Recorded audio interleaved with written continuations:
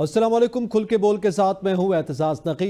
आज के प्रोग्राम में हम जिक्र करेंगे कि बानी पीटीआई की जानिब से chief justice Islamabad high court के खिलाफ सुप्रीम जुडिशल काउंसिल में रेफरेंस दायर कर दिया गया है। इसके साथ साथ हम बात करेंगे कि बरतानवी हाउस ऑफ लॉर्ड्स में पाकिस्तान में दरपेश जमहूरियत को खतरात के मौजू पर मुबाहिसा हुआ है, उसमें क्या कुछ डिस्कस हुआ, और इसके साथ साथ बात की जाएगी कि मखसूस सहाफ़ी जो हैं वो सोशल मीडिया पर पाबंदी के हवाले से इस हुकूमती इक़दाम को सराहते हुए दिखाई दे रहे हैं और आवाम की बजाय हुकूमती तर्जुमानी करते हुए दिखाई दे रहे हैं। ऐसी जो सूरत हाल है, इसके पीछे क्या वजूहात हो सकती हैं। ओवरऑल गुफ्तगू करने के लिए पैनलिस्ट में हमारे साथ मौजूद हैं कमर मेकन, जुबैर अली खान, सफीना खान और उमर दराज गोंदल। मैं अपने तमाम पैनलिस्ट को वेलकम करता हूँ। सबसे पहले तो कमर मेकन साहब ये बताइएगा कि आज जो रेफरेंस दायर कर दिया गया बानी पीटीआई की जानिब से chief justice Islamabad high court के हवाले से, पहले उनके मुख्तलिफ रहनुमा जो हैं वो तहफ़्फ़ुज़ात भी जो उसका इजहार करते रहे और अपने खदशात का इजहार भी करते रहे। अब बाकायदा सुप्रीम जुडिशल काउंसिल में ये रेफरेंस दायर किया गया है। आप क्या समझते हैं कि ये फैसला किस हद तक दुरुस्त है? देखिए, जहाँ तक रेफरेंस की बात है, ये बहुत वक्त हो गया इस रेफरेंस की बाज़गश्त जो है वो सुनाई दे रही थी कि ये रेफरेंस जो है वो आएगा। ख़ुसूसन अगर हम हिस्ट्री में थोड़ा सा जाएं तो जस्टिस अतर मिनल्ला जब से एलिवेट हुए हैं और उसके बाद chief justice Islamabad high court justice Aamir Farooq साहब अब आ चुके हैं। उसके बाद सबसे जो अहम तरीन वाक़या हुआ है पाकिस्तान तहरीक इंसाफ, जिसके बाद काफ़ी जो है मेरे ख़्याल में शिकार हुई है सख्तियों का, उसमें सबसे बड़ा वाक़या था 9 मई का। तो उस वक़्त से मेरा ख़्याल है कि कुछ चीज़ें ऐसी होना शुरू हो चुकी थी जिनको बड़ा टाइमली देखा जाना चाहिए था। फिर उसके बाद ख़ास तौर पर टेरियन वाइट केस था, उसके अंदर chief justice Islamabad high court का जो कंडक्ट था वो भी अभी तक मशकूक है, जिसके बाद 3 रुकनी इस्लामाबाद हाई कोर्ट के बेंच ने उस मामले को भी बड़ा क्लियर कर दिया, वाज़े कर दिया, और फैसला जो है जो उन्होंने सुनाया दरख्वास्त के नाकाबिल समाअत होने का, उसमें भी chief justice Islamabad high court को काफ़ी मेरे ख्याल में सुबकी हुई, क्योंकि इस केस के ऊपर ख़ास तौर पे जो पहले उन्होंने फ़ैसला सुनाया था उसमें उन्होंने कहा कि वो उन्होंने बेंच से अलहदगी का ऐलान किया, जबकि उससे पहले वो फ़ैसला महफूज कर चुके थे। और जब दोबारा इसके ऊपर 3 रुकनी बेंच का फ़ैसला आया तो उसके बाद फिर मामलात जो हैं वाज़े तौर पर क्लियर हो गए। उसके बाद इमरान खान के जितने भी केसेस थे उनको अगर हम डीपली देखें चीज़ों को, तो इस्लामाबाद हाई कोर्ट की तरफ से अभी तक जो सहूलतकारी हमें देखने में नज़र आई उस पर भी काफ़ी एतराज़ात थे। एक पाकिस्तान की सबसे बड़ी जमात है और उसके केसेस के अंदर डिले होता रहा। बहुत सारे साइफर जैसे ऐसे केसेस थे जिनके अंदर ट्रायल कोर्ट में बहुत सारी बेज़ाब्तगियाँ हुई, ट्रायल कोर्ट के अंदर ऐसी ऐसी चीज़ें हुई जिसमें फेयर ट्रायल के ऊपर काफ़ी शकूक व शुबहात जो है जिनमें जन्म लेते हैं, और फिर बार बार जो केस है वो रिमांड बैक किया जाता रहा। और चौथी दफ़ा जाके साइफर का जो फैसला है वो फिर इस्लामाबाद हाई कोर्ट में हुआ, और उस वक़्त भी कोशिश ये की जाती रही कि रिमांड बैक कर दिया जाए, लेकिन वो उस वक़्त तक मुमकिन ना था। बैरिस्टर सलमान सफदर ने उस केस को बड़ा डीपली और बड़ा बेहतरीन तरीके से देखा। खैर, इन सारी चीज़ों को अगर हम अपने सामने रखें तो chief justice Islamabad high court का जो कंडक्ट है, स्पेशली इस वक्त मुल्क जिस सूरत हाल में है सियासी तौर पर, वो शुरू होता है 9 मई के बाद। तो 9 मई का जो मेन वाक़या था बेसिकली, जिसको हमें देखना सबसे अहम ज़रूरी है, वो ये कि जो इस्लामाबाद हाई कोर्ट के अंदर ये वाक़या हुआ उसकी क्या तहकीकात करवाई गई या नहीं करवाई गई, क्योंकि वाज़े तौर पर इस्लामाबाद हाई कोर्ट के अहाता अदालत के अंदर से मकबूल तरीन लीडर की गिरफ्तारी होना और उसके बाद मुल्क के हालात यहाँ पर पहुँचना और एक बायस्ड रवैया जो अभी तक हमने देखा है जस्टिस आमिर फ़ारूक का, वाज़े तौर पर बीइंग अ कोर्ट रिपोर्टर, इस चीज़ को बड़ा साफ अल्फाज में कहना बहुत ज़रूरी है कि बहुत सारी ऐसी चीज़ें थी जहाँ पर इस्लामाबाद के चीफ जस्टिस हाई कोर्ट के जो हैं आमिर फ़ारूक साहब, वो बायस नज़र आए बहुत सारी चीज़ों में। तो इन चीज़ों को पेश नज़र रखते हुए मेरे ख्याल में अब तहरीक इंसाफ की भी बस हो गई है, क्योंकि अगर इसी तरह मामला चलता रहा तो फिर मेरे ख्याल है कि उनको अगले 1 साल तक और भी किसी किस्म का कोई जो है वो रिलीफ मिलने के चांसेस नहीं है। गो के बहुत सारे केसेस हैं, बहुत सारा केसेस के अंदर डिले हुआ, बड़ी लंबी लंबी तारीखें होती हैं, बार बार समातें मुलतवी होती हैं, केसेस लगते बड़ी देर से हैं। तो ये मामलात वाज़े तौर पर इशारा इस तरफ करते हैं कि इमरान खान और पीटीआई के साथ बड़ा ही गैर मुनसिफाना रवैया रखा गया। तो मेरे ख्याल में शायद ये बहुत पहले कर देना चाहिए था, लेकिन अब भी अगर किया गया है तो इस पर तहकीकात तो ज़रूर होनी चाहिए। तहकीकात होनी चाहिए। चलें इस पे आगे बढ़ते हैं। जुबैर, आप क्या समझते हैं, चीफ जस्टिस सुप्रीम कोर्ट के chief justice Islamabad high court पे सब के हवाले से जाहिर है ये एक तासुर है कि पीटीआई को बड़े तहफ़्फ़ुज़ात हैं और जो उनके खिलाफ अगर कोई केसेस हैं भी वो ताख़ीर का शिकार हो रहे हैं, ये बड़ी तहफ़्फ़ुज़ात की वजह, चाहे फैसले उनके हक़ में भी आ रहे हैं। इसी तरह जैसे इस्लामाबाद में जलसे का केस है, वो भी chief justice Islamabad high court के सामने, उनके रिमार्क्स भी बड़े सख्त आए हैं, लेकिन उसके बावजूद भी नाला दिखाई देती है पाकिस्तान तहरीक इंसाफ। अब जैसे कि रेफरेंस में बाकायदा तौर पर यह लिखा गया बानी पीटीआई की जानिब से, एक तो जब से वो कहते हैं इन्होंने चार्ज संभाला मेरे खिलाफ केसेस में वो दिलचस्पी लेते हैं और इसके साथ साथ फिर उन केसेस को इल्तिवा का शिकार करते हैं। आप क्या समझते हैं इस हवाले से? देखिए, सबसे पहली बात तो यह है कि जब भी कोई सियासी नौइयत के मुकदमात होते हैं, तो उसमें एक जो जमात है वो ज़ाहिर है उनके खिलाफ फैसले जा रहे होते हैं, दूसरी जमात जो है उनके हक में फैसले जा रहे होते हैं। लेकिन मसला ये है कि ये रेफरेंसेस दायर करना इस वक्त, इसमें कोई शक नहीं है कि जो इस्लामाबाद हाई कोर्ट का जो टिल्ट है या इस्लामाबाद हाई कोर्ट की चीफ जस्टिस साहब के जो फैसले हैं, उसमें बहुत ज़्यादा लूप होल्स ऐसे हैं जिनके ऊपर बात की जा सकती है और जिससे ज़ाहिर होता है कि उन्होंने शायद पाकिस्तान तहरीक इंसाफ को जो है वो वहाँ पर उनके साथ इंसाफ के तकाजे पूरे नहीं हुए। यही मामला सुप्रीम कोर्ट ऑफ पाकिस्तान से भी शिकवा जो है वो इस वक्त पाकिस्तान तहरीक इंसाफ जो है वो कर रही है। माजी में चले जाए तो मुस्लिम लीग नून को गिले शिकवे हुआ करते थे लोअर जुडिशरी से, नैब की अदालतों से, फिर आला अदालतों से भी, सुप्रीम कोर्ट ऑफ पाकिस्तान से भी।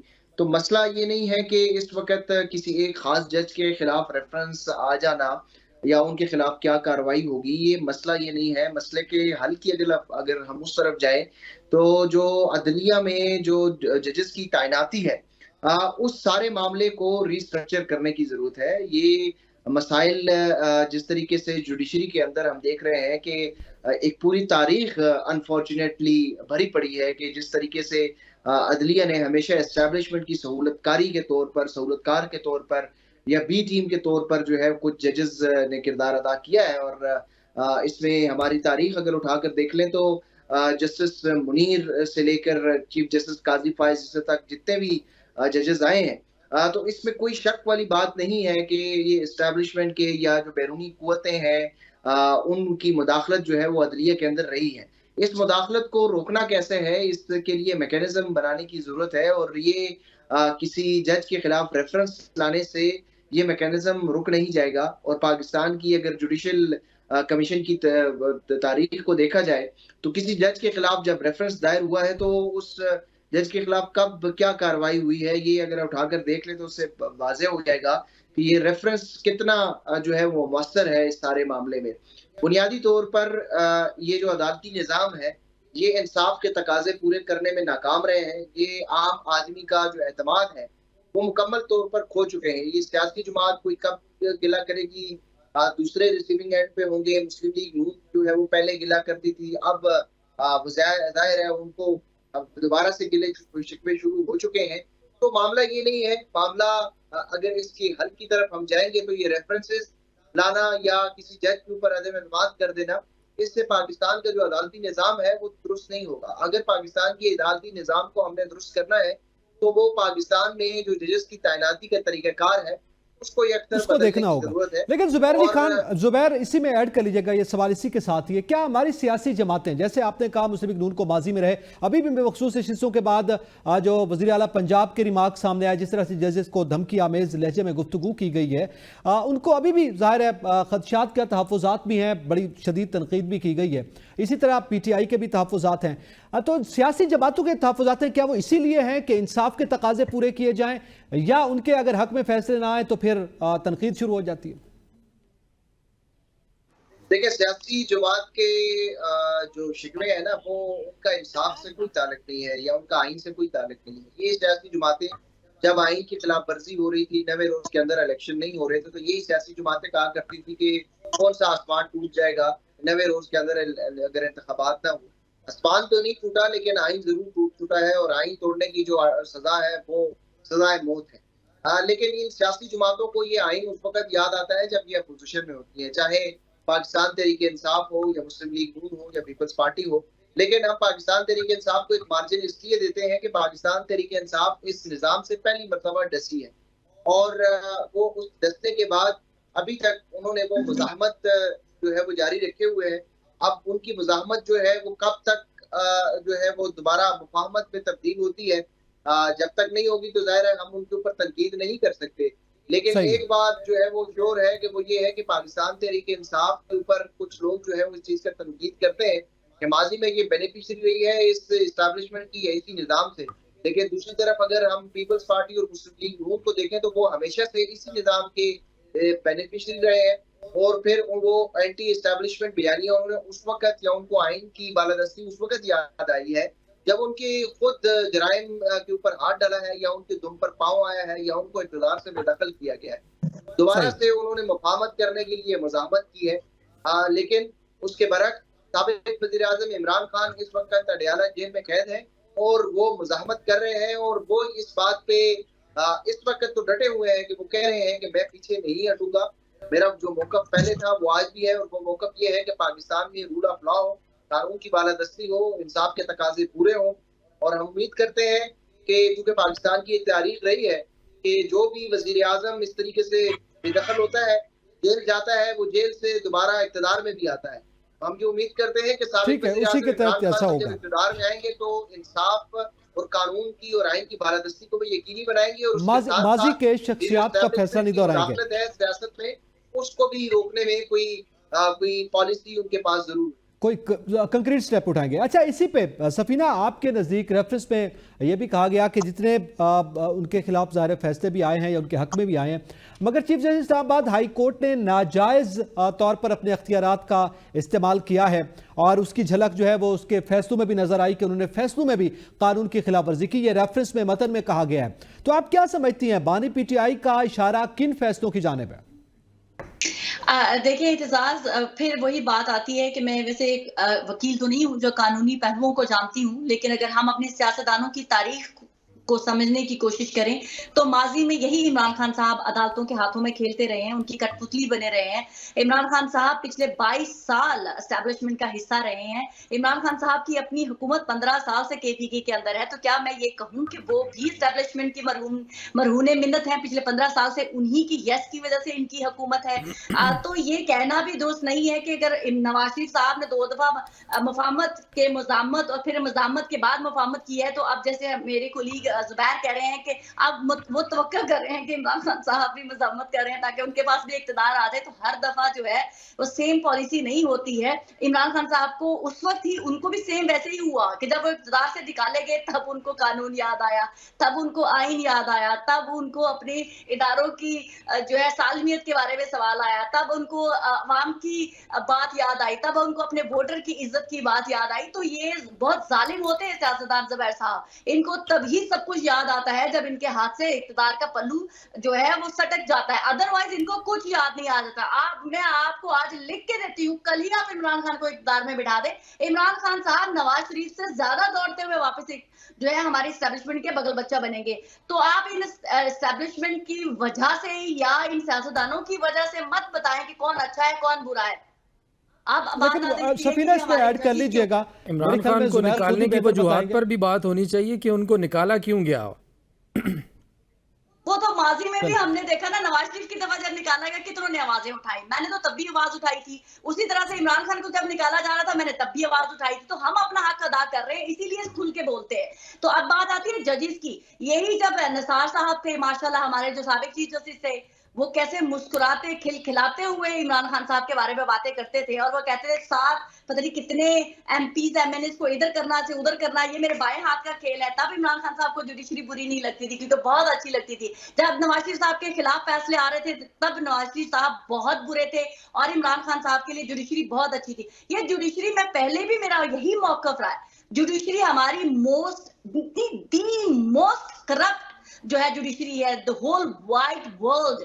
ये इतनी करप्ट है कि ये जजेस इतनी आसानी से मैनेज हो जाते हैं, फिर बाद में ये रोते हैं मेरी बेटी किडनैप कर ली थी, मेरा बेटा किडनैप कर लिया था, मेरा ये कर लिया था, मेरा वो कर लिया था।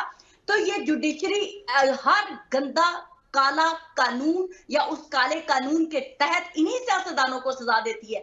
आज ये नवाज शरीफ साहब शहबाज शरीफ साहब, मरियम नवाज शरीफ साहब, अगर आपको लगता है ना कि बिल्कुल नहीं, सफीना सफीना इमरान एक खान मिनट, साहब को सफीना अंदर रखने में, एक सवाल ले लीजिएगा इसी में, क्या किसी करप्शन के नतीजे में किडनैप जस्टिफाइड है? क्या आज तक किसी सियासतदान को इन जजेस ने सजा दी है?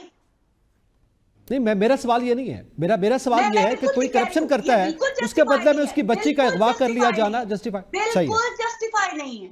मगर हमें कहाँ प्रूफ मिलते हैं? हमें तो सिर्फ बताया जाता है, हमें तो सिर्फ सुनाई जाती हैं कहानियां। हम तो बचपन से कहानियां सुनते आए ना कि इसके साथ जुल्म हो गया इसलिए वो पीछे हट गया, उसके साथ जुल्म हुआ वो इसलिए पीछे हट गया।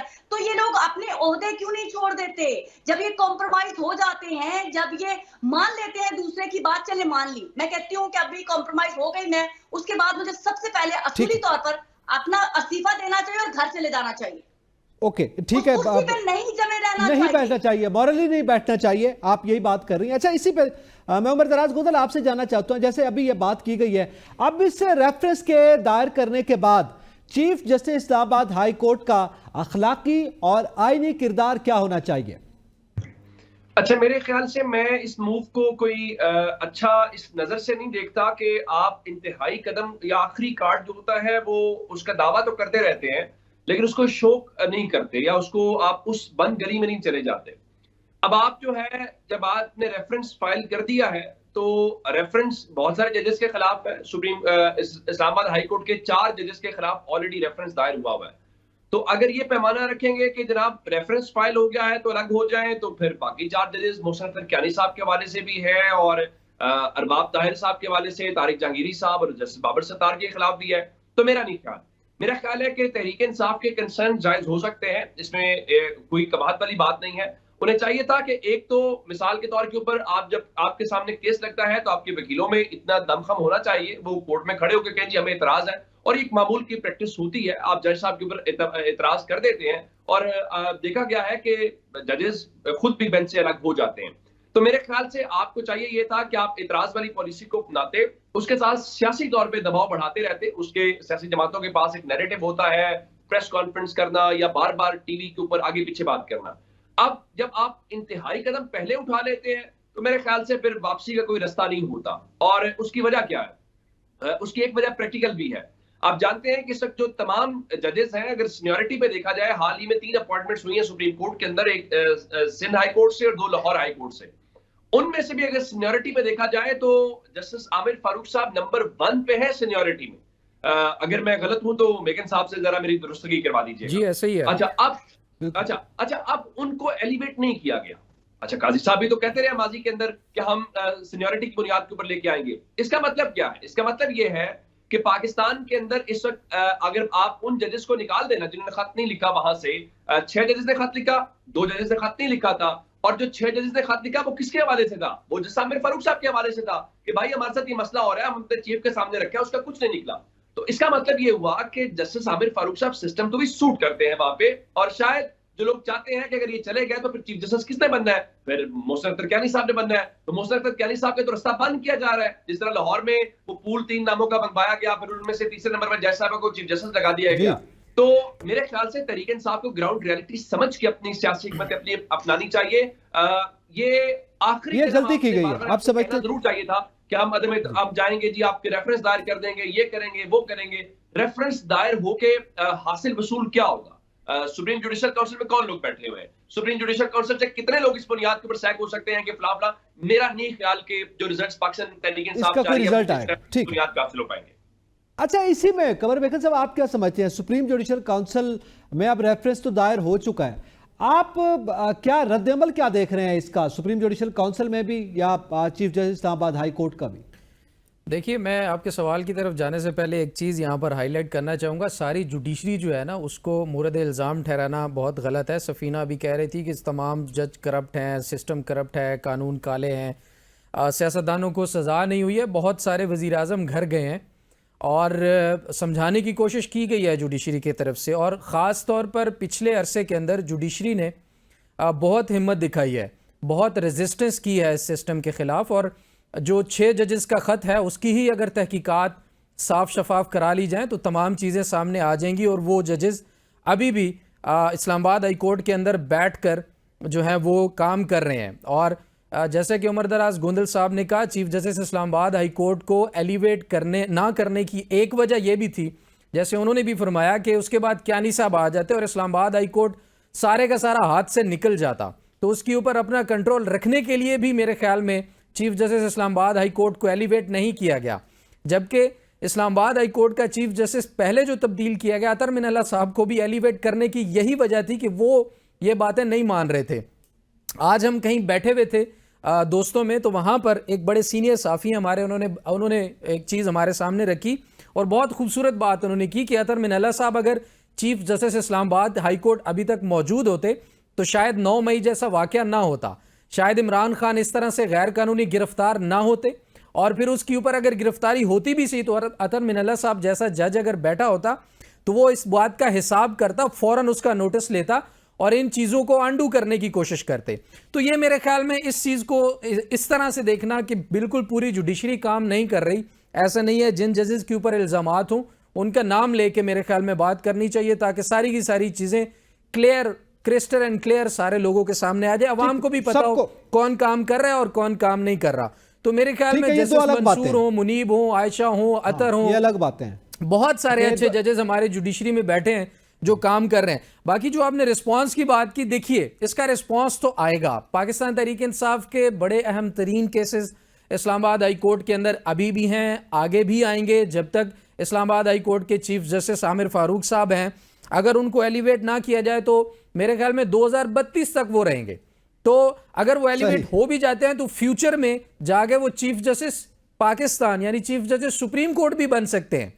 तो मेरे ख्याल में रिस्पांस तो इसका आएगा, लेकिन चीफ जस्टिस काजी फाइज ईसा की तरफ अगर इशारा है किसी का कि वो इस वक्त हेड है सुप्रीम जुडिशल काउंसिल के, तो वो सिर्फ और सिर्फ 92 दिन बाद वो रिटायर्ड हो जाएंगे और फिर हो सकता है कि अक्टूबर के बाद मुकम्मल हालात तब्दील हो जाएं और जिस रेफरेंस के ऊपर अभी कुछ होने के इम्कानात नहीं नजर आ रहे उसके ऊपर बहुत कुछ हो जाए। तो ये कहना कबल अज़ वक्त होगा कि क्या रिस्पॉन्स आएगा, लेकिन रिस्पॉन्स जो है तरीके इंसाफ को फेस करना पड़ेगा, आएगा जरूर, रिस्पांस जरूर आएगा। एक इमीडिएट रिस्पांस होगा, लॉन्ग टर्म जिसकी आप बात कर रहे हैं वो इस रेफरेंस के हवाले से उसका रिस्पांस, इन दोनों के रिस्पांसेस के हवाले से बहरहाल जो है थोड़ा वक्त और टाइम का जो है मामला है कि एक जल्दी भी आ सकता है वो इस्लामाबाद हाई कोर्ट की जानिब से, और फिर सुप्रीम जुडिशल काउंसिल का रिस्पांस शायद लेट आ सकता है। लेकिन बहरहाल इस पर हम मजीद भी बात करेंगे। इसके अलावा जो हमारे मौजूआत हैं उसका जिक्र करेंगे ब्रेक के बाद, साथ रहिएगा।